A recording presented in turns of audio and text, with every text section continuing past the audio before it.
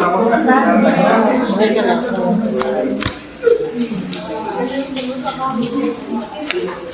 Vamos comenzando ahí que el calor es.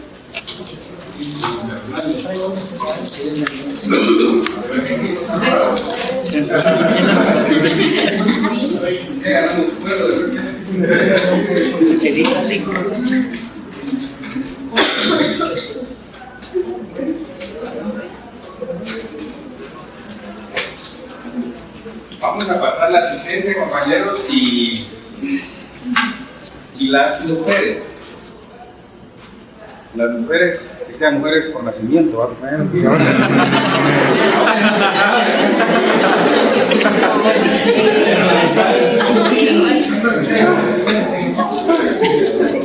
Ahora ya es un enredo este, compañeros.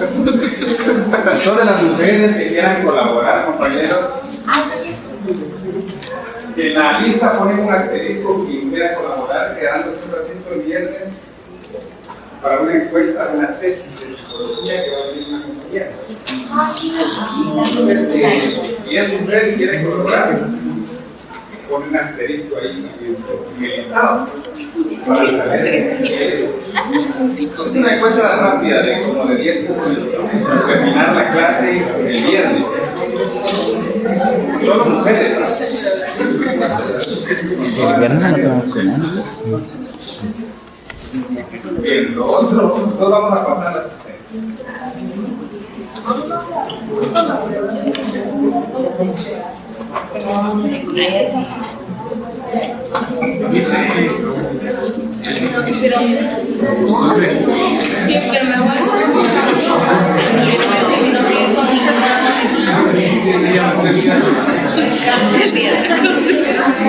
El día de los frutos. Bueno, entonces, en el tema de los laboratorios, compañeros, la mecánica de los laboratorios es, la idea es que cada quien nos responde fundamentos y los sube a la tarea de Classroom. Y en la clase, ya sea virtual o presencial, en su momento vamos a dar un tiempo para comparar respuestas. Hay que tener ahí como que a la vista, digamos, lo que hicieron. Porque a algunos pues les surge alguna duda, ¿verdad? Si está bien la respuesta o no la encontraron, o cosas así. Entonces vamos a dar un tiempo en una clase para poder como corroborar, digamos, la respuesta de que todos tengan la misma respuesta para efectos de examen. Entonces, digamos que en la próxima clase, posiblemente el viernes, traigan en el físico sus respuestas para poder ir corrigiendo, digamos, o corroborando que su respuesta está adecuada. Y así todos tenemos las mismas respuestas, ¿verdad? Eso lo vamos a hacer en todos los laboratorios, ¿verdad? Porque van a ser por lo menos 2 o 3 para cada uno de los exámenes. Entonces, primero,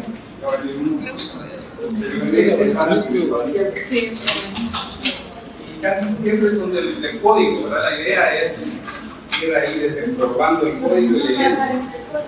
No. Muy poca normativa para dejar entrar código.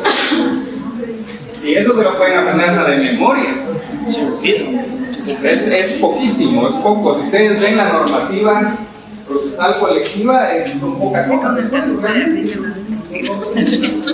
Y hay que tratar de estudiarlo. Y estos laboratorios, eso buscan. Que vean el código y que utilicen respuestas, fundamentos, para ir manejando de alguna manera el código de trabajo. Bien, ya habíamos empezado a platicar sobre los principios del derecho procesal colectivo. Ya vimos los primeros 3, ¿verdad? Entonces, el cuarto principio es la necesidad de abogado. Para esto, vamos a platicar y luego ahí les digo un par de líneas. Se recuerden, compañeros, que en el juicio ordinario laboral que vimos en el semestre pasado, no hay necesidad de asesoría de abogado. O sea que aquí estamos hablando de algo contrario. En el juicio ordinario laboral no se necesita asesoría de abogado, salvo que la parte interesada quiera asesorarse. Por ejemplo, si un trabajador va a plantear una demanda y él quiere asesorarse de un abogado, pues es una cuestión de él. Si quiere asesorar de un abogado particular o buscar un juez popular, ¿verdad? Así funciona esto. Ahora bien, ¿qué pasa en la práctica? En el juicio ordinario laboral, normalmente comparecen con abogado. ¿Por qué razón, compañeros? Porque es obvio que muchos actores, muchos demandantes no tienen los conocimientos necesarios para hacer su planteamiento, ¿verdad? Entonces, normalmente, incluso profesionales del derecho, compañeros, que se dedican a otras materias, por ejemplo, buscan, por ejemplo, a un abogado que trabaje en cuestiones laborales para poder asesorarlo. Hemos tenido la experiencia, por ejemplo, de asesorar a abogados dentro del juicio, ¿verdad? Y puede funcionar así, y es normal porque hay abogados que se dedican, por ejemplo, solo a lo administrativo, por decirles algo, y entonces para ir a la segura mejor contratan también a un abogado que maneje temas laborales. Así funciona eso. Y en un caso real, compañeros, solo para compartirles, se recuerdan que hemos hablado que hay un principio de celeridad procesal en virtud del cual pues los procesos deberían de ser con tiempos razonables y resolverse en un tiempo prudencial. Pero en un caso concreto, compañero, lamentablemente hace poco tiempo, un caso que llevamos, murió el trabajador. La demanda la planteamos en enero del 2019. Estamos en 2024, ¿verdad? 19, 20, 21, 22, 23, 24. 5 años y medio después, y ahora se nos muere el trabajador. Entonces, esa es parte, digamos, de la realidad y de lo que pasa por ser tan tardías estos procesos, ¿verdad? Mucho tiempo realmente. Ya lleva casi 6 años y entonces le tocó morir al trabajador. Y ahora nos metimos a un problema, compañeros, porque ¿qué hay que hacer? ¿Alguien me dice? ¿Alguien sabe qué se puede hacer ahí? Los hijos con el esposo, ¿a través de qué? Sí, pero ¿qué trámite? ¿Qué proceso? ¿Alguien me dice qué hay que hacer en ese caso? Hay más de 100,000 pesos ahí, ¿va? De prestaciones laborales. Entonces no hay que dejárselo al pobrecito patrón, ¿no? ¿Qué hay que hacer? Alguien, compañeros, por pura lógica. Regresemos a nuestro curso de lógica.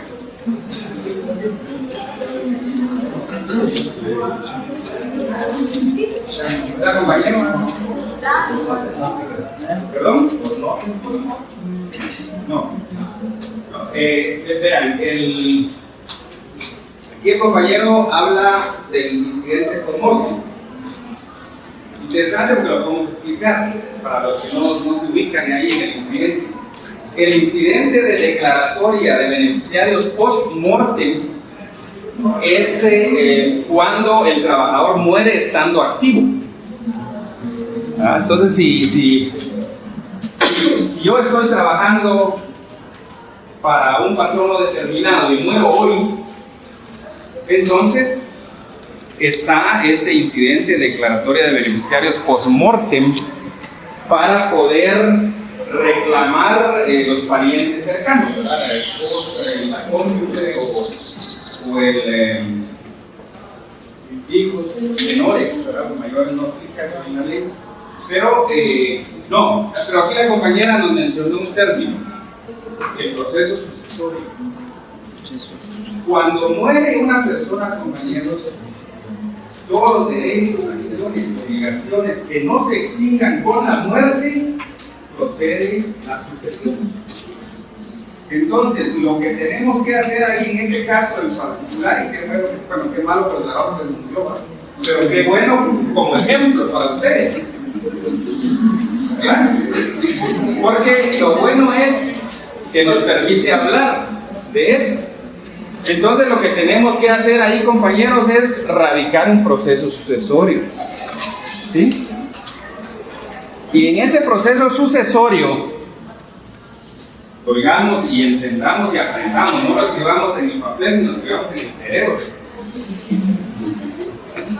Cuando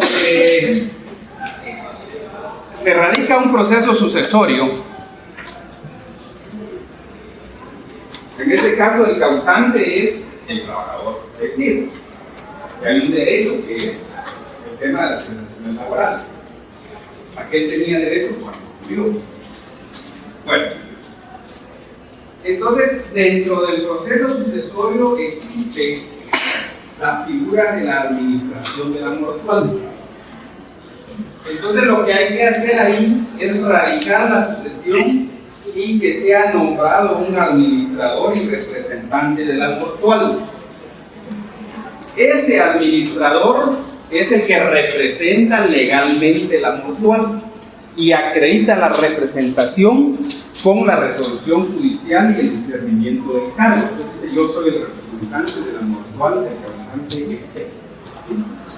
Y entonces, como representante de la mortuaria, él va a poder darle continuidad al proceso, porque no ha terminado, ¿verdad? Entonces, ya estamos en la segunda instancia, en la sala de apelaciones, pero eso tenemos que hacer, compañeros. Entonces, los casos reales permiten, digamos, comentar esos temas y hay que ponerle ojo, compañeros, porque a veces hay quienes que piensan que hay que venir y medio ganar las clases o sacar chivos o comprar los cursos si fuera posible, etcétera, etcétera. Y ese es el peor error que puede cometer un estudiante. Si alguien le dijeron en el semestre pasado que algunos sacaban chivos y que yo no los había visto. Pero compañeros, el que se engaña es el alumno, no yo, como docente.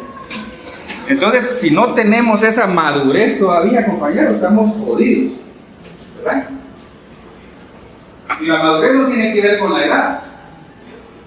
Hay gente que ya son ancianitos y actúan como adolescentes, ¿verdad? Y hay quienes que son de corta edad, digamos, biológica, pero ya son formales. Entonces, parte de la madurez, compañeros, es entender que esto es individual. Y que, por ejemplo, si yo hago los exámenes en grupo, en 3, 4, 5 o más, el problema es, compañeros, primero cuando se enfrenten al técnico profesional, porque ahí ya no hay nadie ayudando. Y después, si pasan eso, el problema es ya el ejercicio profesional. Lamentablemente muchos compañeros, muchos colegas, abogados y notarios, incluso están con penas de prisión.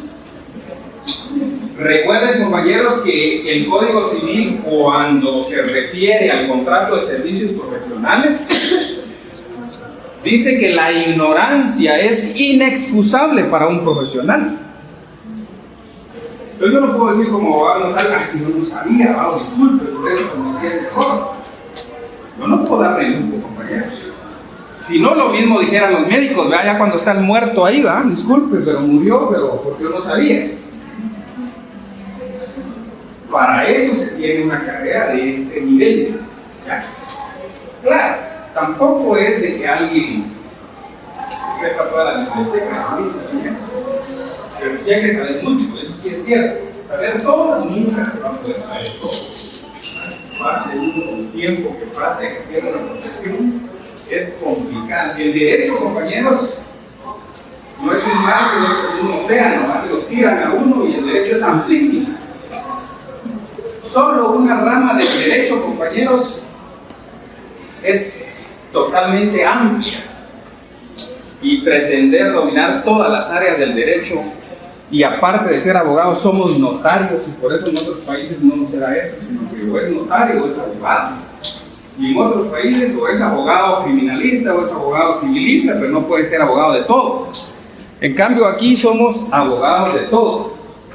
Como decía un exdecano, parece maripa de pueblo, decía él. Tocan de todo un poco.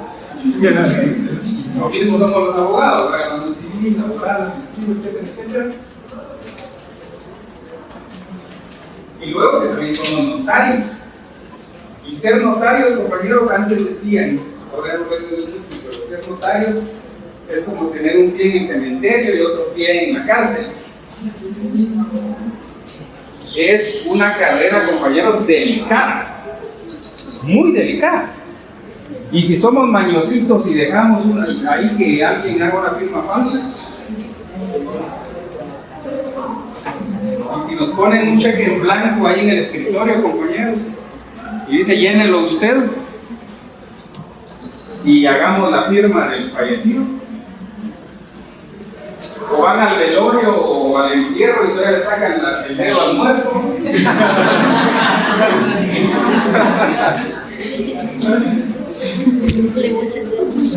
Entonces se va con el dedo manchado. Sí, el blanco se dio un caso que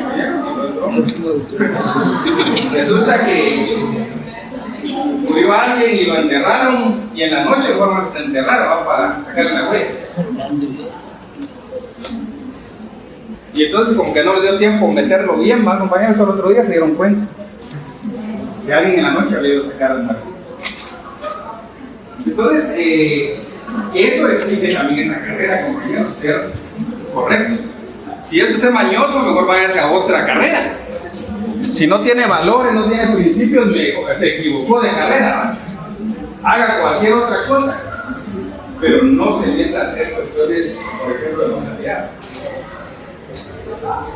Entonces, volviendo al tema para no alargar mucho, pero es bueno, compañeros, compartir cosas reales y tener la certeza, compañeros, sobre todo reafirmar esto de que tenemos que madurar, compañeros. No hagamos fraude para los exámenes, porque el que se afecta es usted, nadie más, ni un compañero, ni el docente, nadie. El que se afecta es usted, ¿verdad? Y recuerden, compañeros, que hay más de 40,000 colegiados. Cuando usted salga de abogado y notario, posiblemente hayan 50, 60,000 abogados. La idea es que hay que competir con el resto de profesionales. Entonces, en tanto el profesional sabe menos, sus posibilidades de éxito son menores. Entonces, si el nivel, digamos, del egresado es alto, obviamente va a tener la posibilidad de competir no solo con los egresados de San Carlos, sino egresados de otras universidades, ¿verdad? Pero hay que concientizarse uno, ustedes, madurar desde ese punto de vista, estudiar, hacer bien las cosas y no aspirar al 61, sino aspirar al 100. No, como ya en los 2 parciales me fue bien, ya tranquilo, no voy a clases y solo me presento al final. No, compañeros, ustedes están dando la posibilidad de estudiar el resto del curso. Y de hecho, yo les podría decir que la mayor parte de cursos que damos aquí ni siquiera logramos completarlos por muchas razones. Por razones de tiempo, básicamente, y otras situaciones que se dan. No podemos ser muy amplios en el desarrollo de los cursos. Entonces, si los cursos de repente no se cubre el 100% del programa por alguna razón y todavía así no hacen tareas, no vienen a clases, etcétera, etcétera, estamos mal. Entonces, hay que cambiar. Por supuesto que no todos, compañeros, yo conozco alumnos muy dedicados y muy correctos y así deberían ser todos. Pero bueno, alguien levantó la mano por ahí. Ya se le olvidó la mano. Vamos a seguir entonces con los principios. ¿Cuál estábamos hablando? Necesidad de asesoría de abogado. Bueno, entonces para actuar en este tipo de procesos colectivos se necesita que la parte procesal comparezca como abogado. Diferente, como ya hablamos, al procesal individual, que en el juicio ordinario no hay necesidad de abogado, y si se quiere asesorar, recordemos, aparte de abogados, ¿quiénes? Estudiantes de Derecho, a los pasantes de las universidades del país. El código tiene un error cuando dice solo haber aprobado los cursos de Derecho del Trabajo, porque debería decir aprobado los cursos de Derecho procesal del Trabajo, no Derecho del Trabajo, como dice el código. Pero el código funciona en la avenida, entonces, ahí le tenía que decir, y por eso, lamentablemente, algunas universidades han interpretado que una vez se apruebe el curso 1 y 2, normalmente en todas las universidades, del derecho del trabajo, ya se pueden hacer las prácticas. Porque así dice el código. Pero es contraproducente, compañeros. Se supone que la práctica es sobre procesos laborales. Entonces tendría que decir aprobado los cursos de derecho constitucional. Pero estamos en maternal, ahora compañeros hacemos las cosas ahí como a medias. Y entonces así funciona eso. Y hablando de las prácticas, ya muchos ni le entran, ¿va, compañeros? Mejor alguna otra alternativa, ¿va? Hasta un famoso voluntariado que inventaron.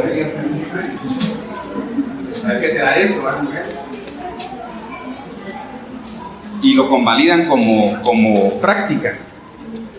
Si en los tiempos, compañeros, digamos de hace unos 20 años para atrás, si hubiera escuchado eso, sería algo garrafal, difícil.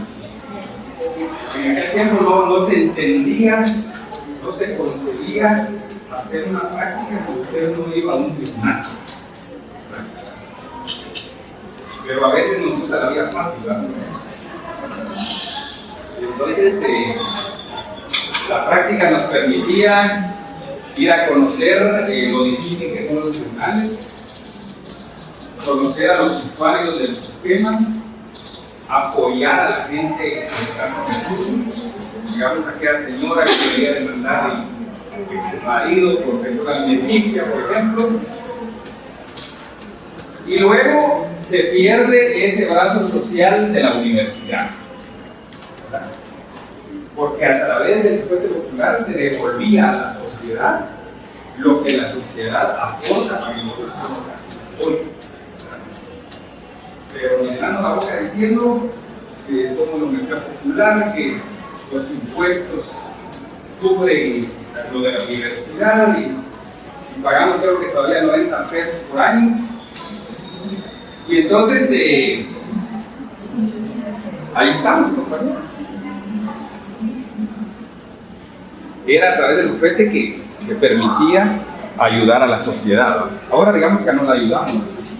Hace algunos años fui a visitar al bufete popular y estaba con el director y él me contaba que, imagínense ustedes qué vergüenza para nosotros, que llegaban estudiantes de otras universidades, pasantes de otras universidades a traer casos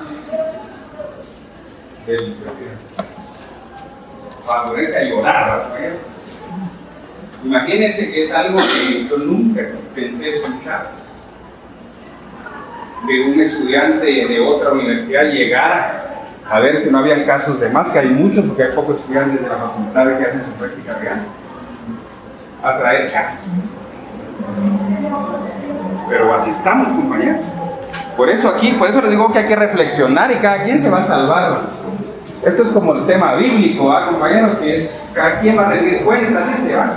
Pues lo mismo va a pasar aquí. Cada quien se va a defender de conformidad con los conocimientos que haya adquirido. Pero bueno, vamos a seguir entonces. Escribamos algo del primer principio, es el número 4, que dice necesidad de asesoría de abogado. Pueden anotar que las partes deben comparecer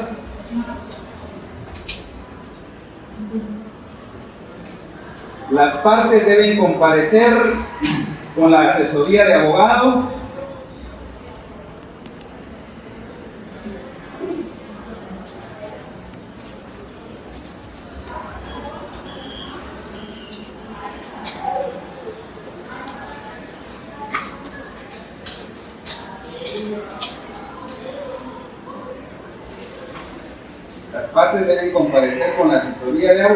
en las actuaciones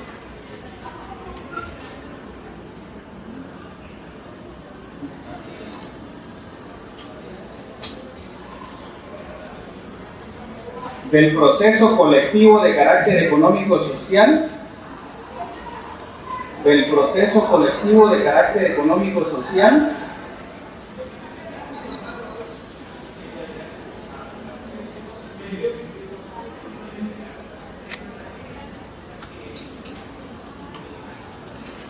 ante los tribunales de conciliación y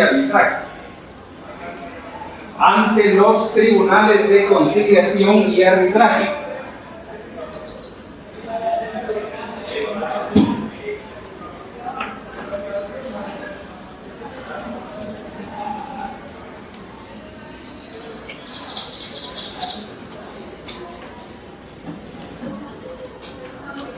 Según el artículo 409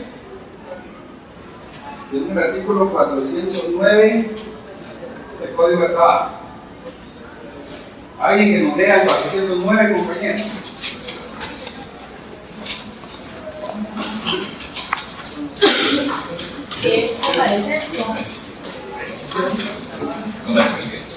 Ante los tribunales de conciliación y arbitraje,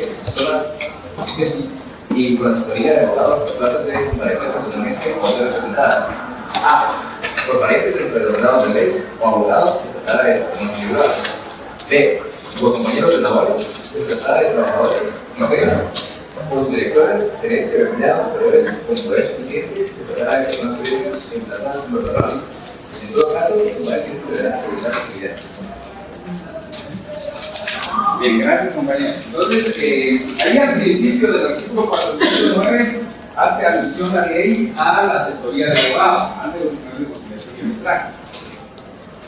Luego dice que debe ser personalmente, en nombre propio o a través de algún representante.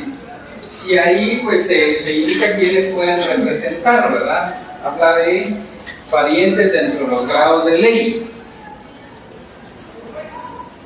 Entonces esto va vinculado con derecho civil, ¿verdad? El parentesco. ¿Alguien nos habla algo del parentesco? ¿Se recuerdan del derecho civil?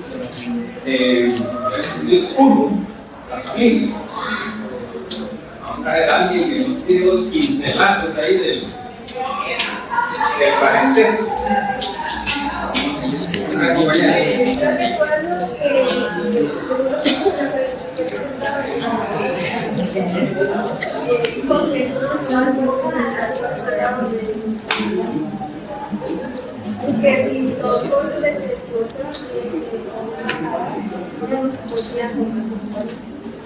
Bien, la compañera nos recuerda, y está bien la compañera en el sentido que el parentesco por consanguinidad es hasta el 4º grado. Aquí dice parientes dentro de los grados de ley. No dice si es consanguíneo o es afín, solo dice pariente del posgrado de ley. Y la ley reconoce, como dice la compañerita, hasta el 4º grado de consanguinidad y en la afinidad, ¿hasta qué grado? Hasta el 2º afinidad. Entonces, y dice el código también que los cónyuges son parientes pero no forman grado. Dice el Código Civil, ¿verdad? Pero qué bien que nos vamos recordando de eso, compañeros. Bueno, lo demás es totalmente entendible, ¿verdad? En el caso de los directores, gerentes, pues obviamente ellos, por el cargo que desempeñan, pues tienen actividades de dirección. Bien, vamos a seguir entonces. Integración de tribunales por jueces de derecho y jueces de ética. Bien,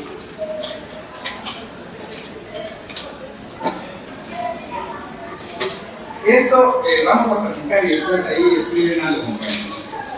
Lo que ocurre es que los tribunales de conciliación y arbitraje se consideran órganos mixtos en su integración.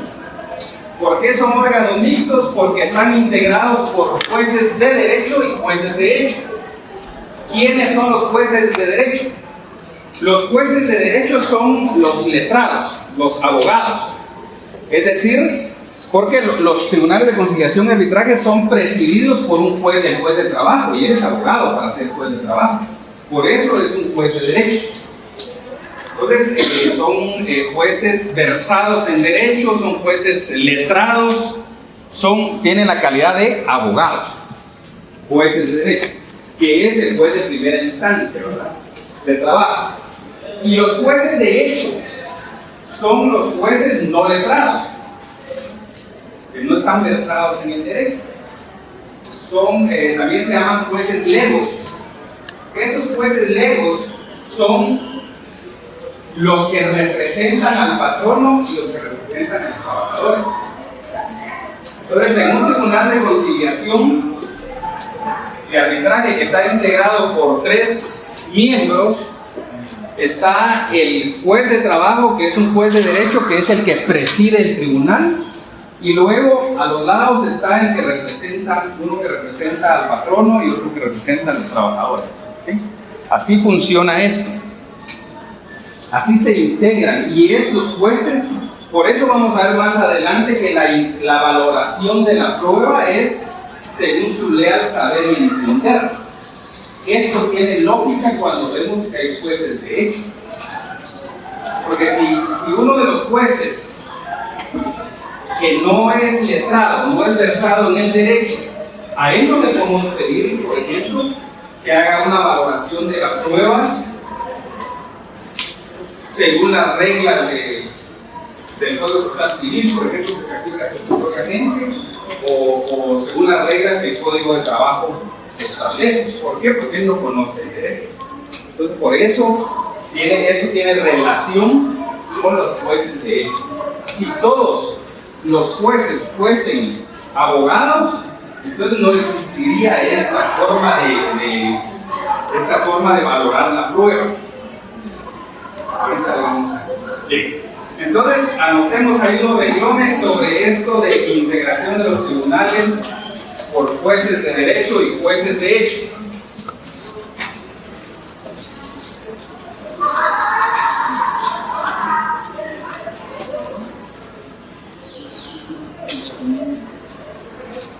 Anoten los tribunales de conciliación y arbitraje. Los tribunales de conciliación y arbitraje, en su integración se consideran órganos mixtos. En su integración se consideran órganos mixtos.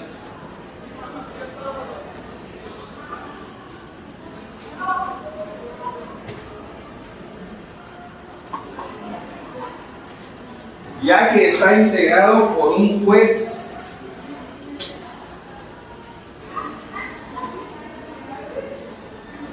integrado por un juez letrado,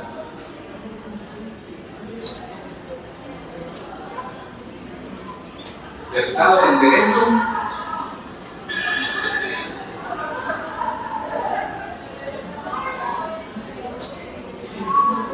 como lo es el juez de primera instancia de trabajo, como lo es el juez de primera instancia de trabajo. ¿Podría repetir eso? Disculpe. Dijimos que está integrado por un juez letrado o versado en derecho, como lo es el juez de primera instancia de trabajo y previsión social, quien preside el tribunal. A veces el presidente del tribunal es importante, ¿verdad? Quien preside el tribunal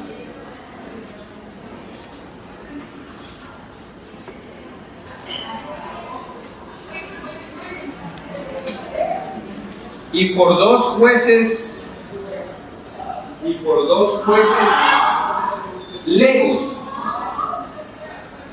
legos, L-E-G-O-S, legos. Los jueces legos no versados en derecho.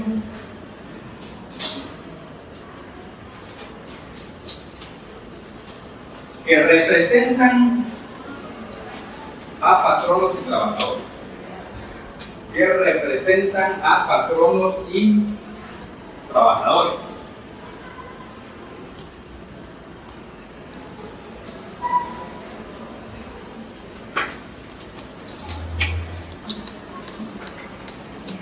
Veamos, compañeros, veamos su código. Vamos al artículo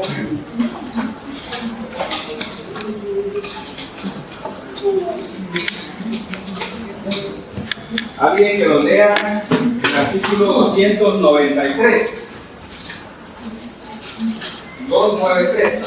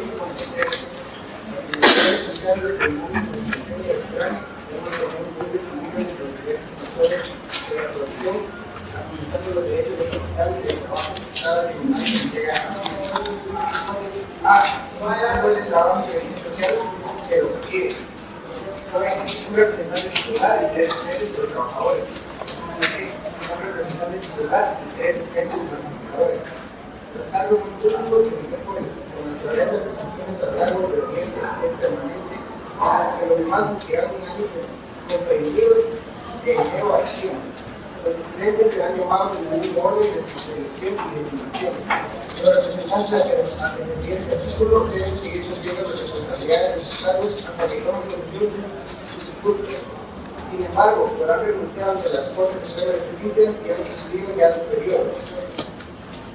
El secretario del Estado y el juez preside el tribunal lo es a la vez de este también permanente. Gracias, compañero. Entonces, fíjense que este artículo, solo ese artículo, compañeros, tiene un montón de preguntas para el examen, ¿verdad? Por ejemplo, lo primero que dice ahí, vayamos subrayando o escribiendo, no le tengan miedo al código, hay que rayarlo, mientras más rayado mejor. Lo primero es la finalidad. Eso es lo primero. Es una pregunta: ¿cuál es la finalidad de los tribunales de conciliación y arbitraje? En el primer párrafo dice que la finalidad es mantener un justo equilibrio entre los diversos factores de producción, armonizando los derechos del capital y el trabajo. Esto del capital y el trabajo, compañeros, es algo que por siempre va a haber necesidad de conciliarlo, ¿ya?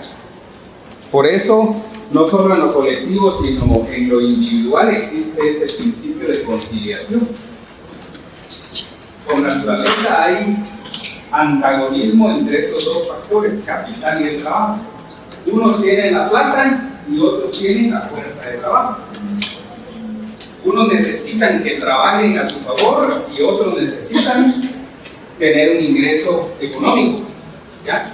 Por eso, en este caso, los tribunales tratan, dice, de armonizar el capital y el trabajo. Ese es un tema importante. Luego viene en ese artículo cómo se integran.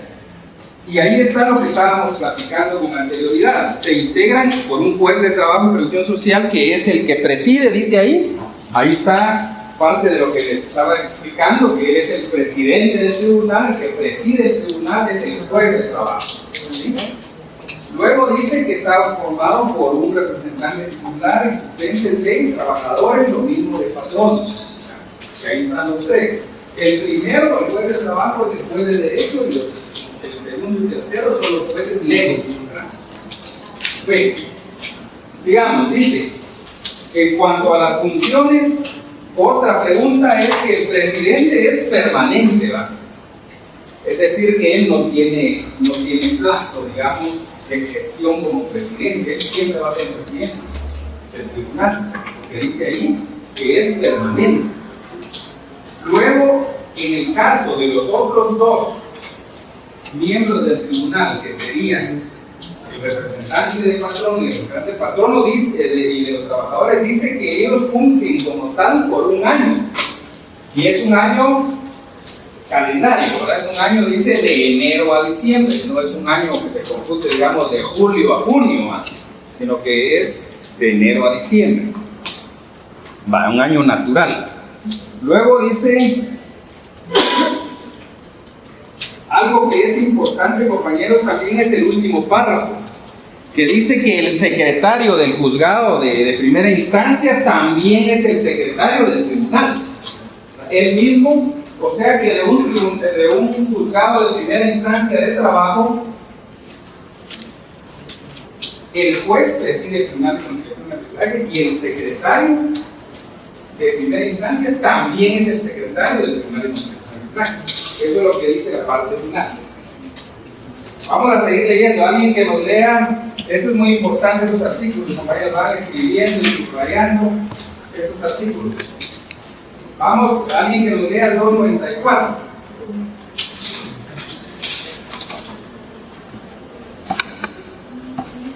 Artículo 294. Los tribunales de conciliación y arbitraje tienen carácter permanente y funcionarán en cada juzgado que por determinación de la Corte Suprema de Justicia conozca en materia laboral. El presidente del tribunal convocará a los representantes de sus trabajadores y patrones cuando sea necesario integrar ese tribunal. Los suplentes serán llamados en el mismo orden de selección o de sucesión. El juez y quienes integren los tribunales de conciliación y arbitraje devengarán en concepto de dieta las sumas que decida la Corte Suprema de Justicia, la cual debe incluir anualmente en su presupuesto suficientes recursos para ello o gestionar conforme a la ley las transferencias necesarias para ese fin. Los tribunales de conciliación y arbitraje conocen en primera instancia. Muy bien, entonces vamos a ver las partes relevantes de este artículo, compañeros. En el primer párrafo hay dos cosas importantes. Uno es cuando dice que tiene carácter permanente el tribunal. Eso es muy importante, el carácter permanente. De repente se nos ocurre cuál es el carácter de los tribunales permanentes. La respuesta va. Porque ahí dice que los tribunales tienen carácter de permanente. Ahora, ¿por qué es importante esto? Porque antes no eran permanentes.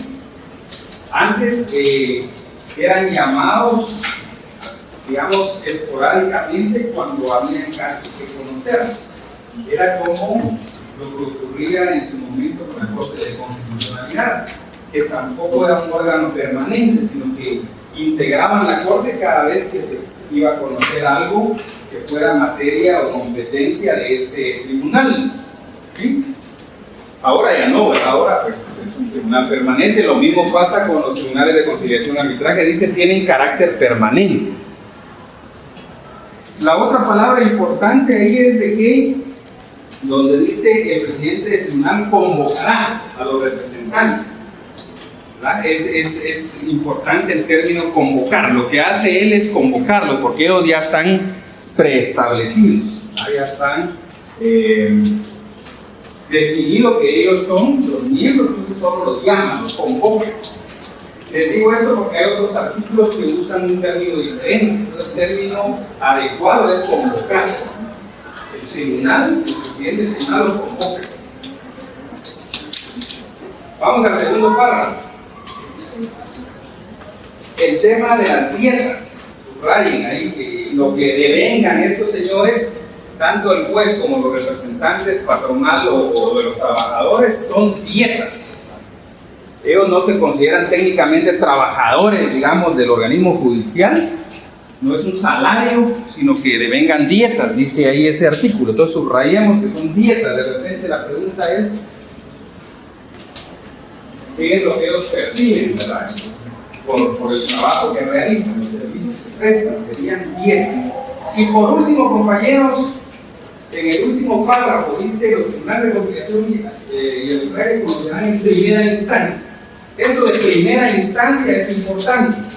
¿Por qué razón, compañeros? Hay que recordar que de conformidad con nuestra Constitución, los procesos no pueden tener más de dos instancias.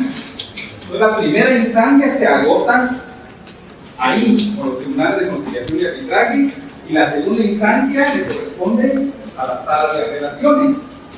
Pero ahí nos está diciendo claramente la ley que esa se considera una primera instancia, lo que se ventila, lo que se realiza ante el Tribunal de Conciliación y Arbitraje. Vamos a seguir viendo artículos. Alguien que nos lea el siguiente, 295.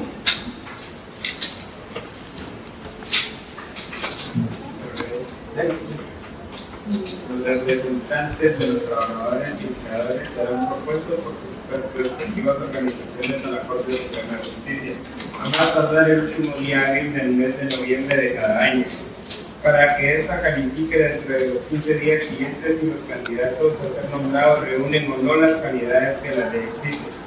De no ser así, o en los casos en que no se representen candidatos o que no se complete el número que cada parte debe proponer, queda facultada a la Corte para designar libremente como integrantes de una u otra parte a las personas que satisfagan los requisitos de ley. La lista con los nombres de quienes resulten nombrados deberán remitirse a los juzgados de trabajo y previsión social inmediatamente que sean designados. Será también publicada en el Diario Oficial y en otros medios de comunicación social, así como enviada al Colegio de Abogados. Bien, entonces, ese artículo lo que contiene es el procedimiento para poder nombrar a los dos jueces legos, ¿verdad? Pueden anotar ahí que es el procedimiento de designación de los jueces legos, ¿verdad? Bueno, vamos al 296, este es el más interesante. ¿Alguien nos lea el 296?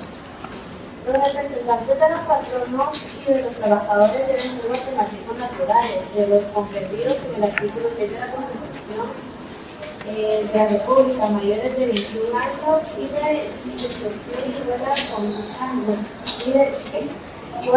notoria, ciudadanos en el ejercicio de sus derechos y del Estado social. Además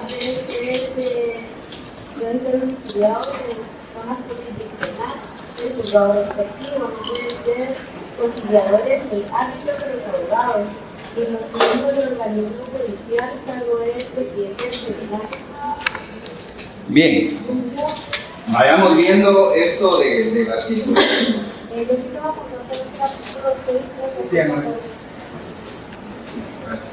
Sí, esa es una observación. La compañera nos advierte ahí el hecho de que ese artículo 6 era, digamos, hay que recordar que el texto del Código de Trabajo pues ya tiene sus décadas, ¿verdad? Entonces, ya no es ese artículo que se menciona en la Constitución, sino como ella nos comenta, el 144, 145 está vinculado, que se refiere a los guatemaltecos de origen. Vayamos viendo cada requisito, compañeros. Ojo con ese artículo, también es muy importante para el examen. Dice que los representantes de los patronos y de los trabajadores deben ser, dice. Bueno, prácticamente son los requisitos que deben cubrir. Pónganle requisitos por ahí, porque ahí no dice requisitos, pero si quieren, pónganle requisitos. Son los requisitos que deben cumplir para poder ser representantes patronales o representantes de los trabajadores. Dice, primero, guatemaltecos naturales. ¿Alguien se recuerda quién es un guatemalteco natural? Solo uno. Nace en el territorio, ¿va? Es un suelo, derecho del suelo. Yo nazco, digamos, en Cobán, pues soy guatemalteco. ¿Sí? ¿Alguien más nos amplía?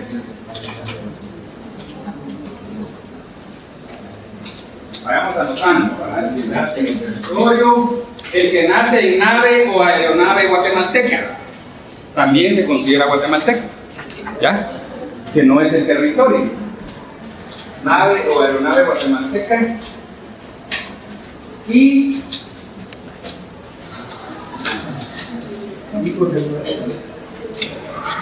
el hijo de guatemalteco o guatemalteca que nazca en el extranjero. Eso es importante, compañeros, y mucho, por ejemplo, en el tema del deporte. En los últimos años, compañeros, como lamentablemente no logramos producir buenos atletas, entonces acudimos al 144 constitucional, ¿verdad? Entonces, un fulanito que nació en Estados Unidos, pero el papá es guatemalteco, nos lo vamos a traer, ¿verdad? Que juega bien. Y entonces, él es guatemalteco, ¿verdad? Por eso es, cuando ustedes vean derecho internacional, es ese jus sanguinis. El jus sanguinis se refiere al derecho de sangre. Por ser, por ejemplo, yo guatemalteco, residente en Estados Unidos, porque tengo un hijo allá, entonces por el derecho de sangre, ese hijo es guatemalteco. Eso lo van a ver en el derecho internacional. El jus sanguinis está ahí en ese artículo.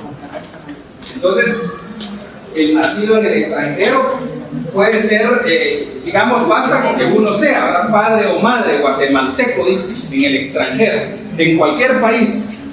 Ahora bien, ¿quién ha sabido o tiene la experiencia o ya leyó? ¿Qué se hace? ¿Qué se hace si alguien se fue, entre comillas, mojado o ilegal en su estatus migratorio en Estados Unidos? Allá procrea un hijo y le pone nombre de gringo, en el registro civil, pero es hijo de un guatemalteco. Ahora, ¿qué se hace para hacer valer el jus sanguinis? ¿Qué diligencias, qué procesos hay que hacer para decir este patojo es guatemalteco, estadounidense? ¿Alguien ha oído, sabe, puede apoyar en algo? No. También hay que escribirlo en el cerebro, no en el papel. Lo que se hace, compañeros, es que el interesado en Estados Unidos obtiene un certificado de nacimiento, el equivalente a un certificado de nacimiento en Estados Unidos, que obviamente va en inglés y toda la cosa. Ese certificado de nacimiento va a decir que este nacido es hijo de un guatemalteco, ¿verdad? Y entonces ese documento tiene que traer apostilla, se tramita la apostilla. La apostilla es de conformidad con el convenio de la Haya. La apostilla va a venir en inglés también, porque los gringos hablan inglés. Bueno, entonces, cuando el documento viene a Guatemala, recuérdense que nuestro idioma oficial es el español, entonces hay que hacer una traducción jurada. Hay traductores jurados autorizados por el Ministerio de Educación. Ellos autorizan y tienen un número de registro. Y los traductores jurados no basta que yo sepa hablar bien el inglés y el español, sino que tengo que ser traductor jurado.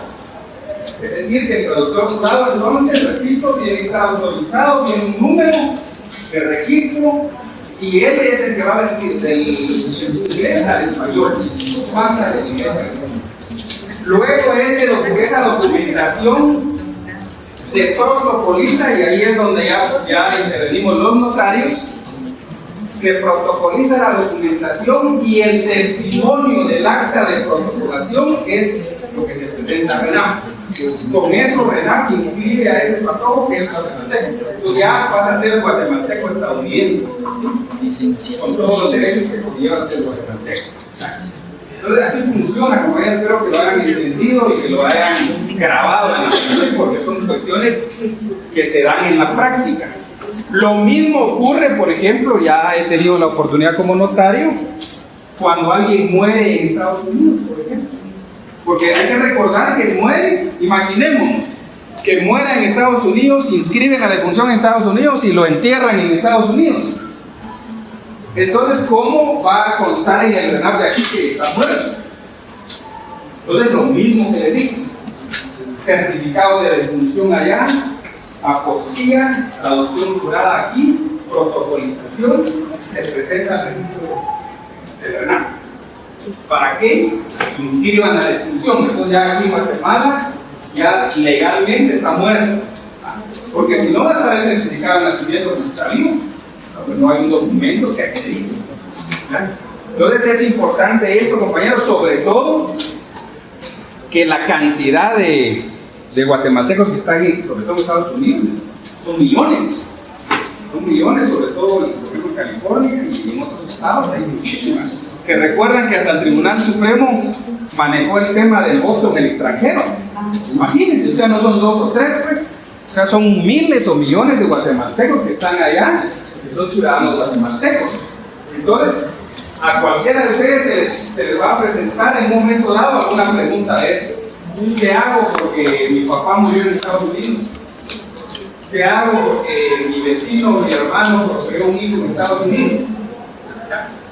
Entonces, ahí está la respuesta, fácil. Y por eso hay que venir también no solo a laboral, sino que venir a notariado, vamos a ver. Porque en notariado 2 van a ver la carta de protocolación, de documentos provenientes del extranjero. Entonces, sí, allá vienen los correos a todos. Pero ahí andan muriendo algunos todavía. No, pero el notariado es interesante, compañeros, y hay que estudiar a fondo el notariado. Yo siempre he creído, compañeros, que en el pensum no se le ha dado realmente demasiada importancia al derecho notarial. Cuando uno ve el pensum donde hay solo 4 notariados, compañeros, por un lado hay solo 4 notariados y por otro lado no hay práctica notarial. Y nosotros salimos con un título profesional de abogado y un título profesional de notario. Y entonces quiere decir que de 50 cursos, solo 4 son de notariados, ¿son qué? 46 cursos de abogado. Bueno, algunos son de sociología y otros que no sirven para nada, pero lo cierto es que hay muy pocos cursos de notariado. Yo diría que por lo menos deberían de haber unos 6 notariados y por lo menos de repente no crear un voluntariado de notariado, sino que de repente una práctica notarial. Claro, en el 10º semestre ustedes van a hacer lo que se llama protocolo de juguete. Es un protocolo en donde es un trabajo de protocolo donde normalmente se pueden hacer a mano algunos instrumentos. Este es el llamado protocolo de juguete. Y entonces, pero es poco realmente, compañeros, para la gran responsabilidad que tenemos nosotros como notarios, ¿verdad? Entonces, ahí nos quedamos, compañeros, del tiempo.